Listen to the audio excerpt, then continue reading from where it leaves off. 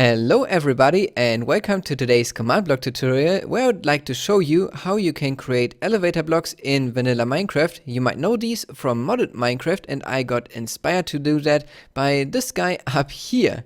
So we want to show you how to create this and Nocons will help me a little bit with that. And first I will show you how this is working. So if I just stand on one of these blocks, the redstone lamps, that is my elevator blocks.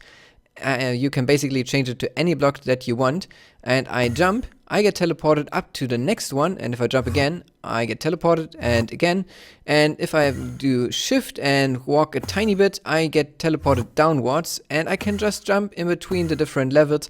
It feels very natural to do that, and you can do that on any or to any block that is on the same X and Z coordinate, just another Y level. Up to 50 blocks up and downwards. So here we've got a longer distance and you will see that I will get teleported to this block up here. So now it's enough of demonstration, I think, and we can show you how this is working and how to create this. So first up, we want to show you now how this is working, and therefore Nocons will be my test dummy over here, and I will change a little bit in the command blocks. At the moment this set of command blocks is active and there is ArmorStands involved that are invisible. So I will stop this now and then we can quickly start this here with non-invisible ArmorStands, and then you can see how Nocons is really teleporting here.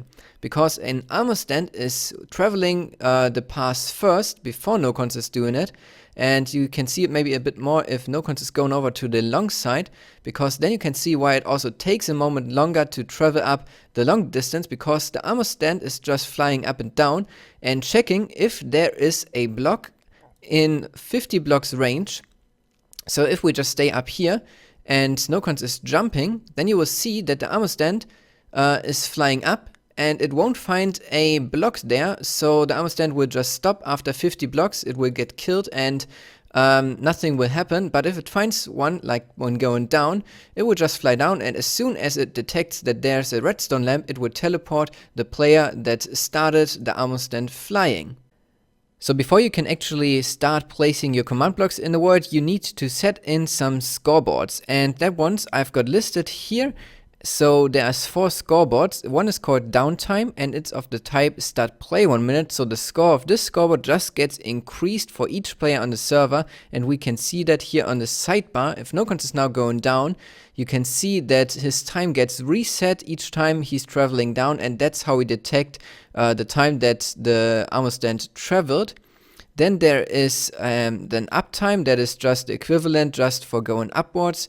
And then there is a sneak, which is of the type stat.crouchOneCm, so we can detect if somebody is crouching on the block.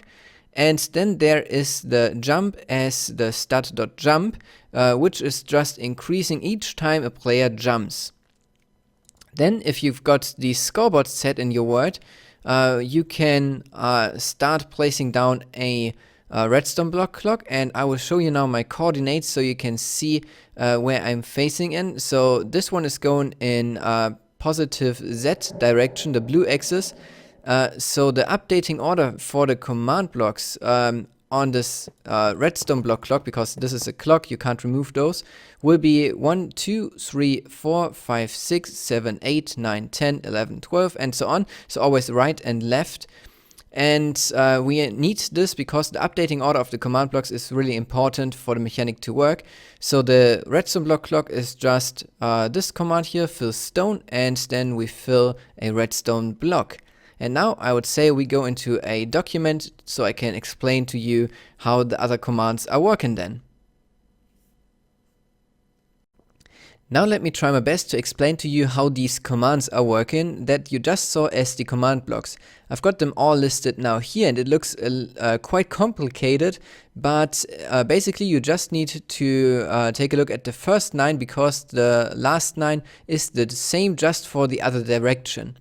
So the first command is checking for players that are jumping and that didn't jump in the last 2.5 seconds, and if they are standing on a redstone lamp. And if that's the case, they will summon the ArmorStand that you saw, And the name of the ArmorStand is teleporterup. And you can see already that it highlights it for everywhere where the name is used. Of course, it's invisible, so you can't see it. And then we reset the uptime, or the time that is counting up for the players. And we also are resetting the jump value for all players, so even if you're jumping on another block, you won't do any damage. And then we start to teleport the ArmorStand upwards, and we do that 20 times a second, so that's why it takes 2.5 seconds to travel 50 blocks. If then the ArmorStand reaches the time limit of the 50 ticks, so 2.5 seconds, we just kill it. And if the ArmorStand is finding a redstone lamp underneath his feet, then it will teleport the player that has the uptime lower than 50 to the ArmorStand. And then it will also play the sound that you heard to the player.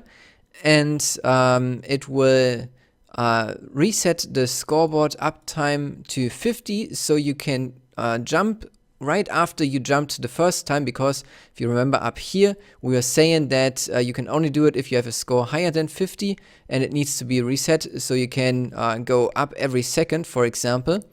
And then as the last command, we just need to kill the ArmorStand that is on top of the redstone lamp. This was maybe a bit complicated now, but if you take your time and read through these first 9 commands, you will get an idea of how this is working. And I guess that you can also learn a lot from this, because there are some different mechanics used here with the scoreboards with different values. And then you will also understand the thing up here in the, or down here in the bottom, because it's just the same with just a ArmorStand that is named teleporter down, and the sneak value instead of the jump value, but it's basically the same. So I would put all these commands and also the commands to set up the scoreboard and the redstone block clock in the description, so you can rebuild it. And I will also include a Word download. If you struggle to get this set up, you can take a look at that. But I hope that you enjoyed today's video. If you did, then feel free to leave a like, subscribe to my channel if you haven't already, and share this video with your friends. And I hope then to see you in the next video. So until then, have a great day.